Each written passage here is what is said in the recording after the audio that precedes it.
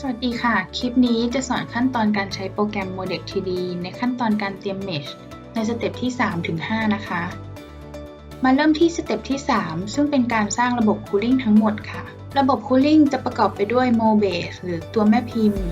Cooling Channel หรือท่อ Cooling นะคะ แล้วก็จะเป็นทางเข้าทางออกของน้ำหรือเรียกว่า Inlet Outlet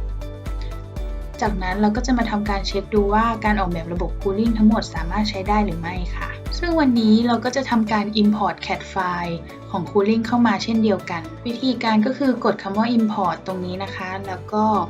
กดเข้ามาแล้วหาไม่เจอกดที่ All Type of File เหมือนเดิมค่ะ จากนั้นก็ดับเบิลคลิกเลือกไฟล์ Cooling ที่เราเตรียมไว้ หลังจาก Import Cooling เข้ามาเรียบร้อย จากนั้นจะสร้าง Modbase โดยการคลิก Wizard นะคะเมื่อสร้าง Modbase ขึ้นมาจะสังเกตได้ว่าจะมีเส้นสีแดงเป็น Parting Line ค่ะในการเปิดปิดแม่พิมพ์ระหว่างฝั่ง Cavity และ Core สังเกตที่ลูกศรจะบอกถึงทิศทางในการปิดแม่พิมพ์หรือทิศทางที่แม่พิมพ์ประกบกันนะคะหลังจากนั้นกดติ๊กถูกได้เลยค่ะจากนั้นจะเป็นการสร้าง Inlet Outlet โดยกดที่ Wizard โปรแกรมจะทำการสร้างทางเข้าทางออกของ Coolant ให้อัตโนมัติสามารถสังเกตว่ามี Coolant Inlet และ Coolant Outlet จากนั้นก็กดติ๊กถูกดูจาก Cooling จะเป็นสีฟ้าส่วน Modbase เป็นสีเทาและทางเข้าของ Coolant จะเป็นสีน้ำเงินทางออกจะเป็นสีฟ้าค่ะซึ่งสามารถสังเกตจากแถบด้านซ้ายได้เลยค่ะเมื่อทำการสร้างทั้งหมดแล้วให้กดเช็ค Cooling Channel และเมื่อมีคำว่าโอเคขึ้นด้านบนซ้ายตรงนี้นะคะแสดงว่าระบบ Cooling ของเราสามารถใช้งานได้ตรงนี้เราก็จะเสร็จในขั้นตอนที่ 3 ค่ะเราก็จะไปดูขั้นตอนที่ 4 กันขั้นตอนที่ 4 จะเป็นการสร้าง Mesh โดยเราจะคลิกที่ Modify Node Seeding ก่อนนะคะ Modify Node Seeding เนี่ยจะเป็นการตั้งค่าขนาดของ Mesh ยิ่งมีขนาดเล็กจะทำให้ผลในการ Simulation มีความแม่นยำมากยิ่งขึ้นโดยปกติค่า Default เราก็จะแนะนำให้หาร 2 ค่ะเพื่อความแม่นยำมากยิ่งขึ้นแต่ในกรณีนี้คิดเป็นตัวเลขกลมๆแล้วกันนะคะใส่ขนาดเม็ดเท่ากับ 2 จากนั้นคลิก Apply ค่ะลองซูมเข้าไปดูจะเห็นว่ามีความละเอียดมากยิ่งขึ้นจากนั้นก็กดติ๊กถูกพอกดติ๊กถูกจะขึ้นให้ Modify Node Seeding เราสามารถกำหนดในบางจุดที่ต้องการความละเอียดมากยิ่งขึ้นมาดูในส่วนของสปูเพราะบริเวณนี้เราต้องการความละเอียดมากๆเพราะว่าเป็นบริเวณทางเข้าของพลาสติกพอกดบริเวณที่ขอบสปูจะขึ้นจำนวนเซกเมนต์นี้เท่ากับ16ก็คือจำนวนของโหนดที่บริเวณนั้นจะสังเกตได้ว่าจำนวนเซกเมนต์ค่อนข้างละเอียดแล้วถ้าเราต้องการให้บริเวณไหนมีความละเอียดมากยิ่งขึ้นก็สามารถปรับตามเส้นที่เราต้องการได้เลยค่ะจากนั้นก็กดติ๊กถูกและไปที่ Set Mesh Parameter ก็คือเราจะสามารถเลือกจำนวน Mesh Layer ของบริเวณผิวชิ้นงานได้ซึ่ง Modex TD จะมีทั้งหมด11 Layer ค่ะและค่า Default ที่เราแนะนำก็คือ5 Layer จำนวน Layer ยิ่งมากทำให้ผลการจำลองของเราแม่นยำมากยิ่งขึ้นแต่ในทางกลับกันก็จะใช้เวลาในการรันมากยิ่งขึ้นค่ะส่วน Runner เราก็สามารถเลือกรูปแบบของ Mesh ได้จะมีแบบ Type A และ Type B ส่วนมากเราก็จะตั้งค่าเป็นค่า Default ไปเลยจากนั้นก็กดติ๊กถูกค่ะหลังจากที่ตั้งค่าเรียบร้อยแล้วเราก็จะทำการตี Mesh โดยคลิกที่ Generate ค่ะก็จะมี list ที่เราต้องทำการ Generate Mesh ขึ้นมานะคะจากนั้น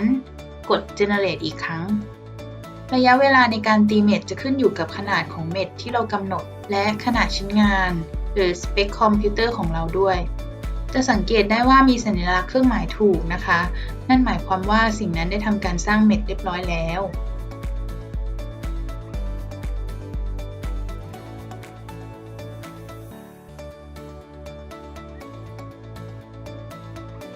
หลังจากการสร้างเม็ดเรียบร้อยแล้วนะคะส่วนด้านล่างก็จะเป็นข้อมูลของเม็ดเช่น Path Mesh Node นะคะ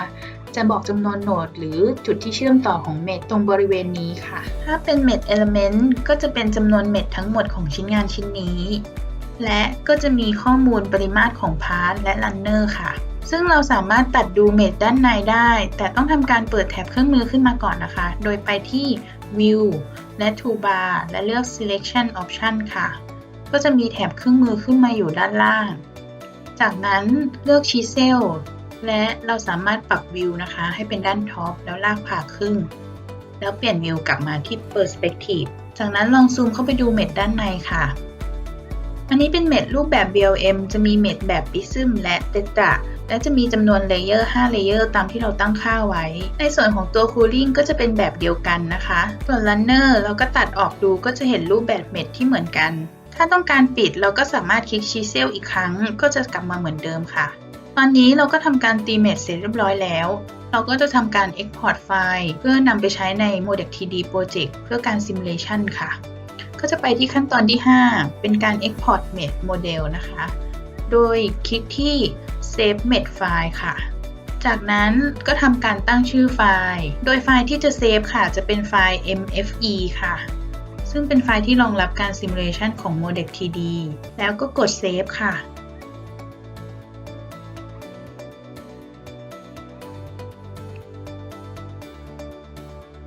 จะมีข้อความขึ้นมาเมื่อทำการเซฟเรียบร้อยแล้ว เราสามารถคลิกโค้ดได้เลย ต่อมาดูไฟล์ที่เราได้นะคะ จะได้ทั้งหมด 3 ไฟล์หลักๆ ก็คือ .mdg ค่ะ จะสังเกตได้ว่ามีวงเล็บ m ซึ่งหมายความว่าเราตี solid mesh เรียบร้อยแล้ว ถ้าเปิดขึ้นมาก็จะเป็นหน้านี้เลยค่ะ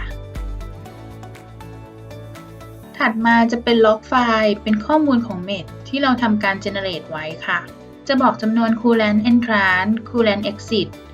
โดยหลักๆที่เราจะดูจะเป็น solid mesh node หรือ solid mesh element ค่ะ และไฟล์สุดท้ายจะเป็นไฟล์ mesh ที่เราจะนำไปใช้กับ Modec 3D Project ค่ะ ตอนนี้เราก็จะเสร็จในขั้นตอนการเตรียม mesh แล้วนะคะ